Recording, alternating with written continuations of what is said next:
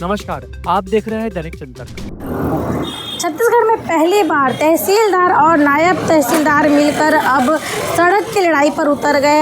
अपनी 17 सूत्रीय मांगों को लेकर प्रदेश स्तरीय हड़ताल पर है और हर संभाग में संभाग लेवल के जितने भी तहसीलदार हैं और नायब तहसीलदार हैं वो इकट्ठा हो गए। जी भैया, क्या कुछ परेशानी है? क्या कुछ परेशानी को लेकर आज आप लोग सड़क तक की लड़ाई लड़ रहे हैं? देखिए मैडम, सबसे बड़ी परेशानी आप तहसील देखते हैं जहाँ पे सभी वर्ग को काम रहता है। प्रतिदिन तहसील में सैकड़ों लोग आते हैं, मगर होता ये है कि तहसील में सेटअप अगर 14 बाबुओं का मतलब स्टाफ का सेटअप है तो वहाँ से 2 से 3 ही स्टाफ है। कुछ तहसील ऐसी हैं जहाँ कोई चपरासी नहीं है, खुद तहसीलदार को ताला खोल के साफ़ सफाई करना पड़ेगा, उसके बाद बैठता है।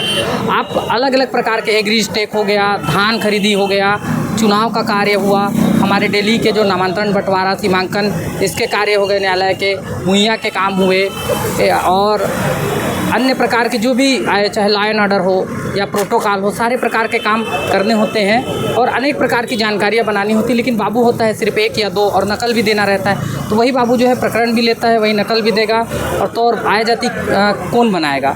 तो इन सब कारणों से हमको जो शासन ने सर्विसेज बांटी है, जो समयबद्ध देना है, उसको हम समय पे नहीं पूरा कर पाते और इससे जनता के मध्य हमारी छवि भी खराब होती है। जनता को ऐसा लगता है कि हमारा काम समय पे नहीं हो रहा है, लेकिन समस्या यही है जब संसाधन ही नहीं रहेगा तो काम कैसे होगा। तो हमारा यही मांग है कि जो स्वीकृत सेटअप है, शासन ने जो निर्धारित किया उतने स्टाफ हमारे तहसीलों में रहे। इससे दूसरा 2 लाभ है। एक तो तहसीलों में स्टाफ पर्याप्त होने से कार्य आसानी से होगा और जनता को लाभ होगा, पहली चीज़। दूसरा जो है, यदि इस पूरे सेटअप में भर्ती होती, छत्तीसगढ़ में 10 से 15 हज़ार पदों पे भर्ती होगी तो उतने बेरोजगारों को नया रोजगार मिलेगा। अभी इतने लोग आप लोग आए हैं, ये कहाँ से आए हुए हैं और कितने लोग होंगे अभी लगभग? जी, हमारा धरना जो है अनिश्चितकालीन संभाग स्तर पे चल रहा है, तो सभी संभागों में तहसीलदार बैठे थे। यहाँ पर दुर्ग संभाग के बेमेतरा, बालोद, खैरागढ़, कवर्धा, राजनांदगांव, अंबागढ़ चौकी और दुर्ग के ज़िले के तहसीलदार, नायब तहसीलदार हड़ताल में शामिल हैं यहाँ पे। और वैसे ही रायपुर में, बिलासपुर में, अंबिकापुर और जगदलपुर में संभाग स्तर पे सभी तहसीलदार, नायब तहसीलदार हड़ताल पे बैठे हुए हैं। कितने दिनों से बैठे हो अभी आप लोग? 28, 29 और 30, जो 28 को हमारा जिला स्तर पे था, 29 को हमारा संभाग और 30 तारीख को प्रदेश स्तरीय था। शासन के संज्ञान न लेने पर यह जो है अनिश्चितकालीन हो गया और यह हमारे मांग पूरी होते तक चलेगा। परिचय देंगे। गुरुदत्त पंचभाई, प्रदेश संयोजक, कनिष्ठ प्रशासनिक सेवा संघ।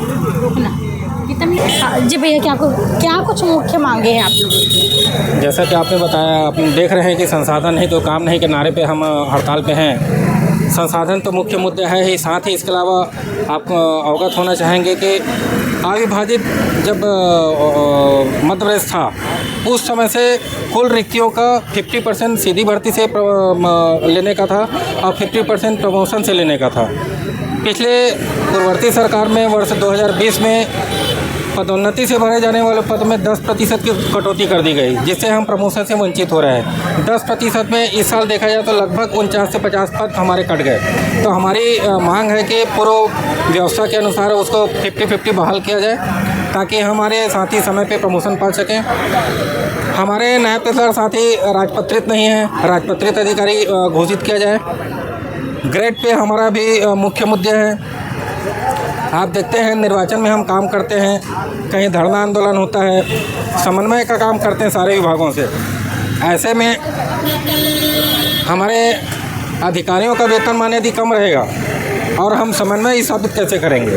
तो ये हमारी मुख्य मांगे हैं। पहली बार देखा गया है कि तहसीलदार सड़क की लड़ाई पर उतर गए। बिल्कुल, यही हमको भी दुख है कि हम लोगों के धरना आंदोलन खत्म कराने के लिए हम जाते थे, आज हम आ रहे हैं धरने में, तो इसकी वजह है आम जनता का काम हम सरलता से करना चाहते हैं, जिसके लिए संसाधन नहीं है, जिसकी मांग है हमारी। जी, परिचय देंगे प्रफुल्ल गुप्ता, तहसीलदार दुर्ग।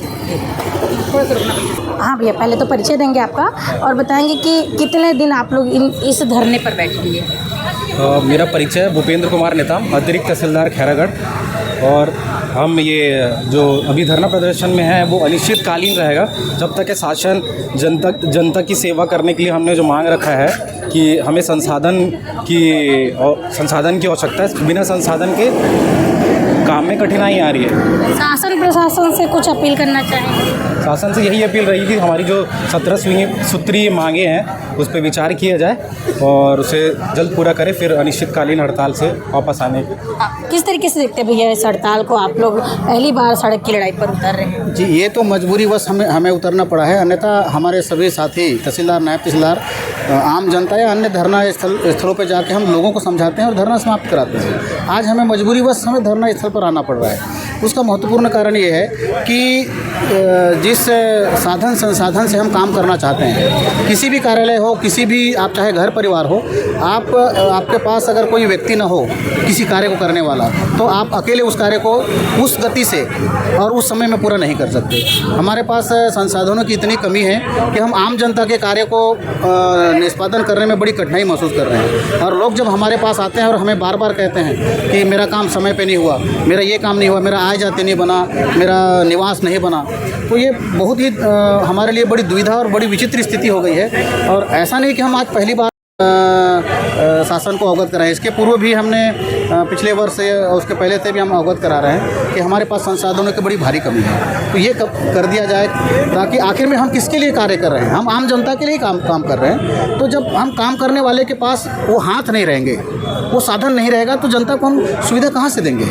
तो ये हमारे लिए बड़ी विषम परिस्थिति में हमको काम करना पड़ रहा है। इस कारण से मजबूरीवश हमको धरना प्रदर्शन करना पड़ रहा है। प्रशासन से क्या कहना चाहेंगे? नहीं, हम शासन से निवेदन करना चाह रहे हैं कि जो हमने बातें रखी हैं, एक तो हमें संसाधन की सख्त आवश्यकता है, दूसरा एक और मांगे थी जो 50% का जो पदोन्नति में छत्तीसगढ़ शासन नहीं रखा था, उसको भी विगत 2-4 वर्ष पहले समाप्त करके 60-40 कर दिया गया है। वो भी एक हमारे लिए थोड़ा सा हमारे ऊपर कहना चाहिए एक उचित नहीं है। और दूसरा क्या है कि नायब तहसीलदारों को राजपत्रित करने का भी शासन ने आश्वासन दिया था पिछले समय में, पिछले वर्ष में, वो भी पूरा नहीं हो पाया है। और वेतन विसंगति है, जिसके संबंध में हम बहुत लंबे समय से मांग करते आ रहे हैं कि इस वेतन विसंगति को रिवाइज किया जाए, ताकि अन्य अधिकारियों के मध्य हमें जो एक प्रकार से हीन भावना जो महसूस होती है समन्वय करने में, धरना प्रदर्शन के जाने में या कहीं भी, तो वो ये भी हमें एक आम अन्य अधिकारियों के साथ समानता का व्यवहार हमारे मन में आएगा।